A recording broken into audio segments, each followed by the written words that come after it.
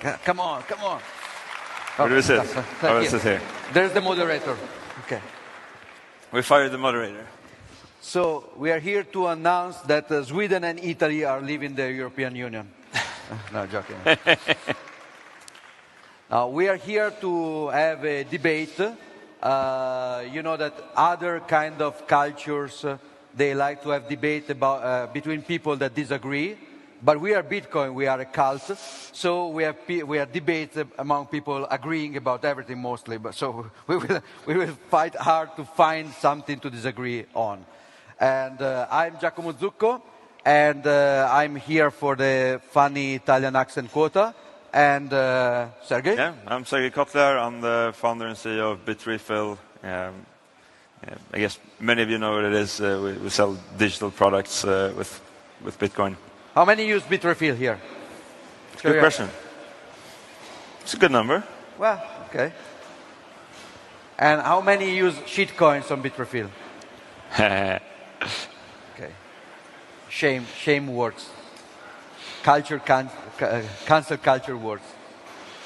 So one of the things that we wanted to discuss a little bit is that I don't know if you follow any of us on Twitter. You should. Giacomo Zukko, your nickname on Twitter? Zigamon. Zigamon, right? Where does it come from? It's a pun from when I was a drunk teenager. It's a Digimon reference. Ah, Digimon. Oh, that's very nerd. Yeah. I was never into Digimon. Never mind. It's not important. How old are you? 37. 37, like me. Okay. So if you follow both on Twitter, you may know that we like to fight, mostly because I think the main argument recently have been, and I think that the whole crypto meme, the whole crypto idea, is something that is very strong right now, something that is undoubtedly present and influent, but is going to go most likely the same way that the blockchain meme go. So for context, you have to know that I opened up a Bitcoin research center in 2013, and actually 2014, and I also co-created the Milan Bitcoin meetup. And the first thing that my clients asked me to do was change the name of my research center from Bitcoin to blockchain, because they told me that they could only pass it inside the bank if we were a blockchain company, not a Bitcoin company. And then around 2017, I started to receive a lot of pressure to change the name of the Bitcoin Meetup Milan into Blockchain Meetup Milan, because that was felt as more inclusive of the old technology. I resisted to the second, not to the former.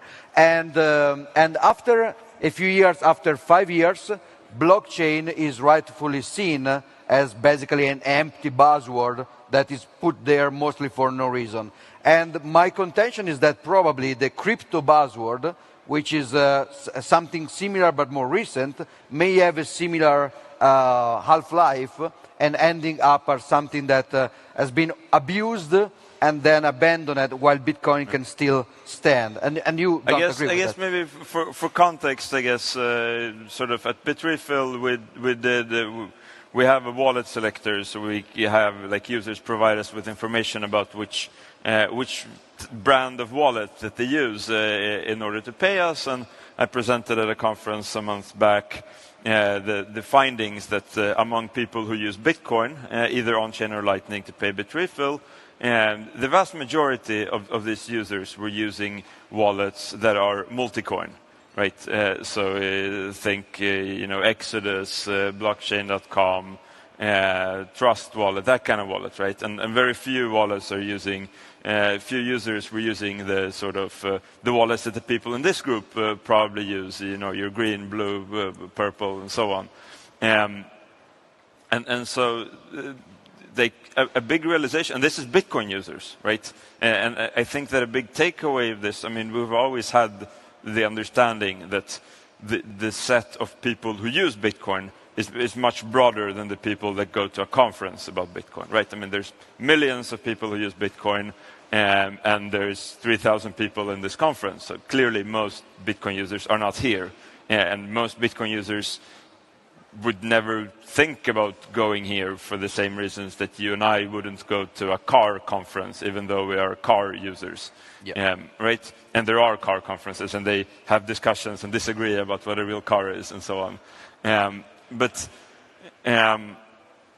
so, that was, I think, a bit surprising, right? Because in the Bitcoin community here, we see ourselves as that, Bitcoin is, we're separate from crypto, right? And there's even people who are like, we should try to separate Bitcoin from crypto and say that we have nothing to do with it, it's speculative, all of these things, right?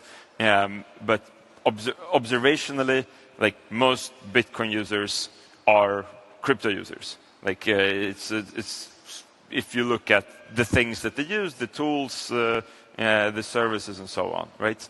And so this is the contradiction, and you can say that it's passing, and maybe it is to some extent, because historically, in the early 2010s, people used Bitcoin to buy drugs on the dark webs, and the Bitcoiners were like, we don't mega support it, but it's freedom, so you can do what you want. And then, like the second half of the decade, people were using Bitcoin to buy shitcoins, and now we're getting to a point where people can buy shitcoins without using Bitcoin, right? And we see that the biggest crypto wallet in the world is MetaMask. It doesn't even support Bitcoin. Right, so Bitcoin no longer is as required for the activity of acquiring shitcoins, and it's a significant factor in that we're not seeing that big of a growth in terms of transactions on chain, because the Bitcoin native economy is growing, but it's not growing fast enough to compensate for the shitcoin users leaving Bitcoin. And so that brings us to, I think an interesting question to discuss on, like whether or not it's desirable. Sort of, do we want, we have in this world there is crypto, and we can like or not like it, but it exists. And is it desirable that Bitcoin is used for that, or how should Bitcoin relate to the fact that there are millions of people in the world that are signing transactions with a wallet that they hold their own keys to and so on, doing censorship-resistant purchases and whatever, relatively. Should we be entirely antagonistic, or should we try to win some of them over, and if so, how? So the fact that you discussed this in a presentation in Prague already, and you are discussing here with me, means that your answer is not just let's serve shitcoin users as well as Bitcoin users, but you think that also in the broader message, in the presentation of the topic, there should be some shift from Bitcoin only, everything else is bad, into some level of acceptance. Or, if my deal was you keep serving shitcoiners as well, we don't stop serving shitcoiners because they have their use case, just like drug addicted had their use case in darknet markets. We don't approve, personally, I will not use heroin, but I like adults, consenting adults exchanging whatever they want. So you will switch from this into, we have to really include the crypto into the whole message, so we have to change the brand. I don't know. I don't think that's my argument here. I think that the anti-scam ethos of Bitcoin is important, and that we should continue having it, but figure out how to get it to be heard. Because I think that for me, I can't, if I meet an Argentinian software developer who gets paid on Tether on Tron, I'm sorry, I can't look him in the eye and say you're a shitcoiner, you should change. Right? It serves a purpose, and it has functionality, and it allows this person digital freedom and so on, and all of these are good things. So I think that, morals are important, and the ethoses are important. But the question is how to best achieve it, because so far, the Bitcoin-only things, are all very small. Like they are all the same 50,000 or so people who go to the conferences use the things, and they're having a hard time growing outside of it, right? Empirically, we see this. Like the blockchain.com wallet, like it was bad for many years, right? You couldn't meet anyone who would recommend it, and yet. For the longest time, it was the #1 wallet, and when it finally got surpassed, it was by Exodus. It wasn't something that Blockstream did or something like that, right? So that's the question, I think, is what are the best ways of, what is desirable? What is the Bitcoin that we want to have, and how do we best achieve it? Yeah, I think that opens up a lot of sub-debates. For example, one is how much we should just follow the market. So like the market is asking for that, so let's give it to them. Or we should be a proactive part of the market, which is also shaping the market even against the current trend. Right. I'll give you an example. If I don't know if you guys look at YouTube videos by BTC sessions, great videos about Bitcoin stuff. So Ben is doing a tutorial for Wasabi 2.0 for Cold Card. And if you really look at the views of that, and you look at the views of porn, it's clear that the market wants porn videos and non-Bitcoin educational video. So you can just call Ben and say, Ben, your Wasabi educational video is great, but just get naked and do something nasty. So the point is not just following the demand, but it's also somehow guiding it. Oh, this was an applause for the proposal. No, okay, porn will be banned on YouTube anyway, so a better equivalence would be flat earth videos. That will hit so many views more than a Bitcoin tutorial. But it's stupid. So the point is, if we think something is unsustainable or not deep enough, closer to the truth we are trying to convey, even if the market is demanding it, we could still stay strong and create a subculture that is maybe smaller than the ensemble, but is more significant. Right. And the second point I will make is that it's significant. We may think it's shrinking, but by some measure... I don't think it's shrinking. I don't think it's shrinking. It's just that the other one is growing a lot faster. Like, but Binance is the fastest growing company in history. And I agree with you, right? Again, the porn argument is fair. But it is sort of... crypto is the psychological dark side, the shadow of Bitcoin, right? Because at the end of the day, the driver, I think, on some level, is that it's going to go up in value and I'm going to become richer, right? And Bitcoin will call this number go up, and that is the driving factor by a lot of the things in the crypto space. And this is also like why Bitcoiners, I think, resisted so much, because it's close to us. It's close, but we don't like it. It's too much. I don't know. From where I've landed is that we need to figure out. Again, if you approach this from building an economy, building a marketplace, building and so on, it requires marketing, right? And so figuring out who a good addressable market is and what kind of people to appeal to and how big of an audience, right? Which brings us back. Should we appeal to Bitcoiner subculture, which is people who go to conferences, or should we appeal to a bigger group? Everyone's excited about El Salvador, for example, right? But I don't think people have the ambition that the entire population of El Salvador should start going to conferences and so on. Maybe some do, but I think a lot of people are just like, hey, we built a tool, and if this helps you improve your life, then that's great. We don't expect, at least I don't expect the whole world to care about Bitcoin as much as you and I do. Yeah, right. And it is already the case, again, that like most people use Bitcoin and they, it's like you or I would use BitTorrent. I don't know, type in BitTorrent client, get the first one. Right. And so then becomes the question, right? Because if you search for a Bitcoin wallet in the App Store, right, it's not going to be a Bitcoin-only wallet that comes up. Maybe one of the top 10, right? And so in such a world where search results for Bitcoin wallet gives you a multi-coin wallet, because the algorithms of the good people at Google and Apple have identified that this is what people mean when they're trying to search for Bitcoin wallet. This is what they click on. This is what they want, right?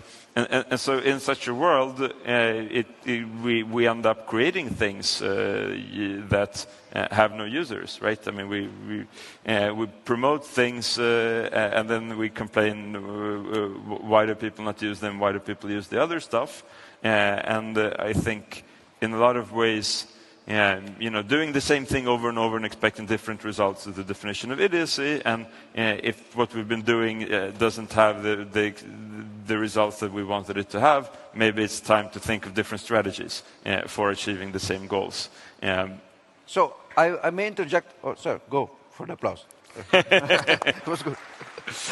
But my first challenge to that would be that it's not entirely true that there's nothing is improving after some more Bitcoin-only promotion, awareness, and education. For example, you talk about conferences. Of course, the conferences are a tiny, minuscule subset of users of the tool. That's the distinction between the tool and the movement, the tool and the culture. That's the same for the internet. Like you have an internet culture of the early 90s, but then everybody really uses the internet for everything. I've been to internet conferences. I have friends from the internet conferences. There's nothing. I have many friends. Some of my best friends are internet cultures. Yeah. But the point is that if you look at cultures, in 2015, the biggest Bitcoin contiguous culture was Consensus in New York.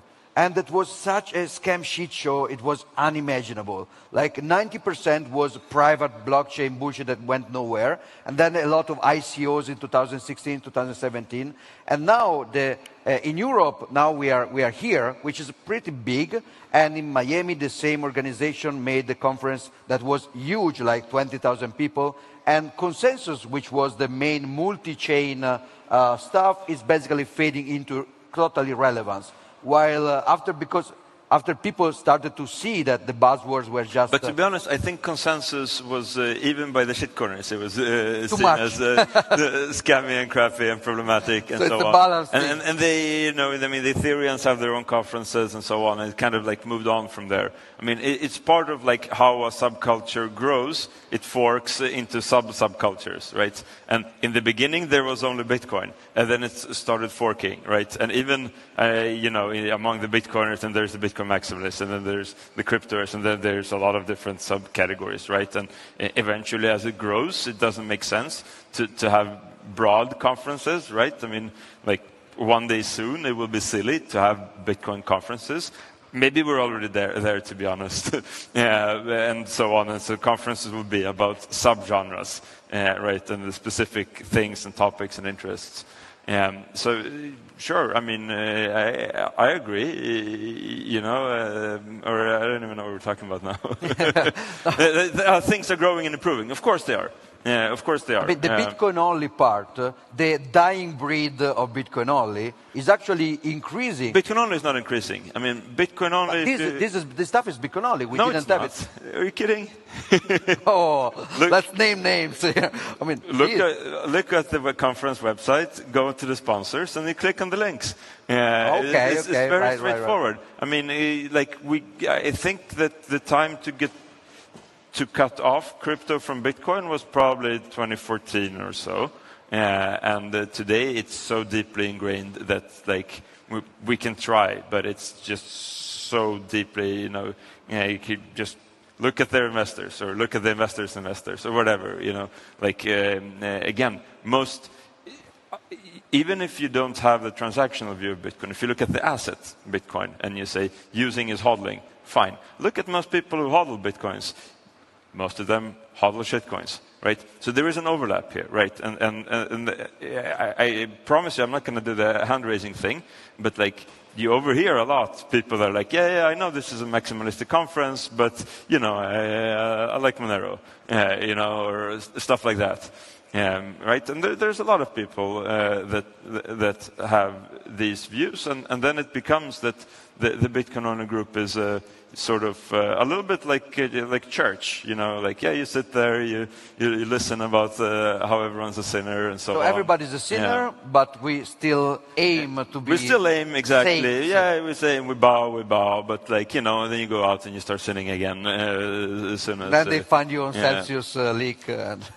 For example. So that's kind of the question, right?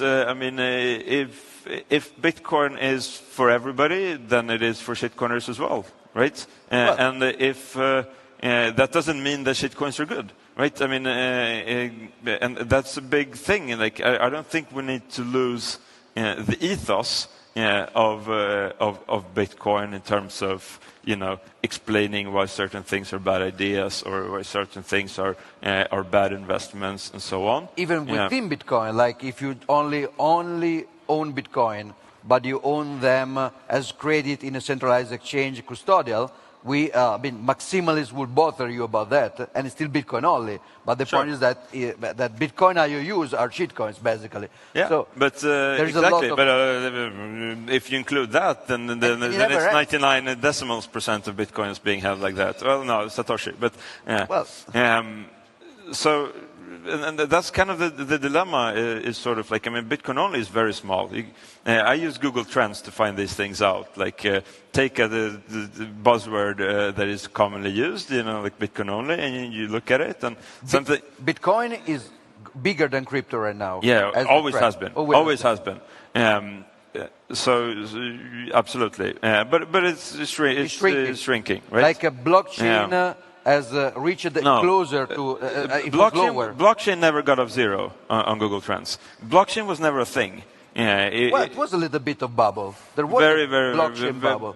Crypto is infinitely bigger than blockchain in terms of narratives, and it's good to sort of like you type in Bitcoin only, and it only shows up in the USA and nowhere, not anywhere in the world. Okay. Bitcoin only as a sentence. Yeah. Sure. Well, stacking sats or whatever, all of these things that the memes that we have, you can check. Okay, but how many people are engaged with them? You can compare them with equivalent memes in other communities and whatever to kind of get a sense for these things. And so what are the most? There are Bitcoin-only companies. There are Bitcoin-only services.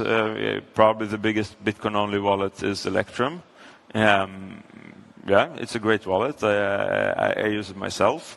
The biggest as number of users, you mean? Right? Well, according to BitRefill's metrics of our most customers. Used on BitRefill. Yeah. So that's very subjective and it's a small price, there's a lot of nuances in the selection of the metric because, for example, if Bitcoin, for its price dynamics, is mostly used for permissionless saving and only marginally for permissionless spending, of course you will have some selection bias because most Bitcoin-only savers will not appear on spending metrics, while you still use Bitcoin to spend. For example, when you need privacy or when you need censorship. No, but Ledger Wallet shows up. Cold Card does not, right? Sure, there is that. But again, that's not unique to Bitcoin. It's the same in the crypto culture. So another thing that I will challenge, still in this presentation you gave in Prague, and I suggest you to watch it, is for Pizza Day in Prague, right? Yeah. The name was, I don't remember the name. Just search Sergey Pizza Day Prague. His name, Pizza Day. And he basically showed this image, Bitcoin as a solar system, which is important, huge, but then if you zoom out, next to it there is like a galaxy, which is the shitcoin casino. And your point is that at least as a number of people, not as an amount of money, but as a number of people, so if your metric is heads, the shitcoin casino galaxy is so much bigger than the Bitcoin fundamental use case, as for now at least. But I will argue, and I agree with that. If you go to Las Vegas for unconfiscatable conference or for gambling, you will see there are so many people going there for gambling than for turn-based conference. But I will argue that... What makes it different is that this is activity that used to be Bitcoin, right? And so, relatively speaking, the crypto stuff came out of Bitcoin, right? Yeah, so it's something born out of Bitcoin, but now becoming bigger somehow than Bitcoin. And it was that most Bitcoin transactions were Bitcoin being sent to shitcoin exchanges, right? And now people are... The shitcoin exchanges just have their own on-ramps, and then it becomes that the place that you buy Bitcoin is a shitcoin exchange. So my argument against that would be that if you zoom out even more, you will find the solar system of Bitcoin, the galaxy of shitcoin scams, casino, and then the super cluster of the legacy fiat world. And I think that is actually, so if you talk about the dark side of Bitcoin, I think that is giving crypto too much credit, the crypto meme, to identify it as the dark side, because the main point is that outside of Bitcoin as a movement, Bitcoin as a tool is used by fiat people mostly. So most of the people using Bitcoin are 100% fiat. They are fiat as culture, as money, they have a bank account, they vote for politicians. So I think that the real two extremes will be fiat supercluster versus Bitcoin's planetary system. But the shitcoin casino is pulling out of the fiat supercluster at a faster rate. And at the end of the day, we both have the same goal of pulling people out of the supercluster. And within there, we can be better at explaining why Bitcoin is preferable to other things. My astrophysical prediction would be that when the solar system grows and the supercluster shrinks, you have two gravity centers that will strip away the shitcoin galaxy, because when you really need censorship resistance, you have no alternative to Bitcoin. And when you really need convenience... I don't know. Darkness is using Monero these days, so I mean, it's complex. It's not more censorship resistant than Bitcoin. You can argue that it may have better privacy in some use cases, but not more censorship resistant at all. It's lower hash rate, so it's easier to censor. I think we got to wrap up. We ran out of time some time ago. Okay. I was trying to... Thank you. Thank you for listening. And welcome back to the Bitcoin Magazine live desk, brought to you by BitGo. I'm CK, and we just observed a very, very fascinating conversation about Bitcoin and its future technically. Bran, I want to go to you. We've had a lot of conversations in the Bitcoin Magazine office about what the future of Bitcoin technically looks like. I know you have some strong opinions. Hit us. Yeah, well, I think, they actually they covered it well in the conversation. They talk about the fact that, if you need to optimize for censorship resistance, then you'll never be able to do better than main chain Bitcoin. That being said, there are the ability to kind of take shortcuts, have a less secure transaction pathway, and use, some other system besides the Bitcoin blockchain in order to make those transactions. And, there's nothing that we can do to stop that sort of innovation from happening. We just have to all sit back and see what sort of use cases emerge. Yeah. Let's go to you, David. What do you think? Well, I thought the most important point of that panel came toward the end, where Giacomo mentioned that the real enemy is not shitcoins. The real enemy is not crypto. The real enemy is central banks and, the legacy financial system, both on account of malice and ignorance. And I think it's important that, the audience left with that final message. I think it's a good one. Yeah, totally. I mean, sometimes we get so caught up in delineating the differences between Bitcoin and, other cryptocurrencies. And there are tons of differences, but let's not forget, we're trying to innovate an entirely new monetary system with Bitcoin. And the number one thing that it competes with is the world that, we currently have. Yep. So, battles are going to be waged kind of in terms of technicals, in terms of, competing monetary policies. But ultimately, we can't lose sight of the fact that, Bitcoin's playing a different game. So I totally agree with you, Bran. So that's exactly my take as well. And with that, I think that we are going to be wrapping up and going to the next panel. This one's going to be especially juicy. It's very freedom rich. So let's get back to the main stage.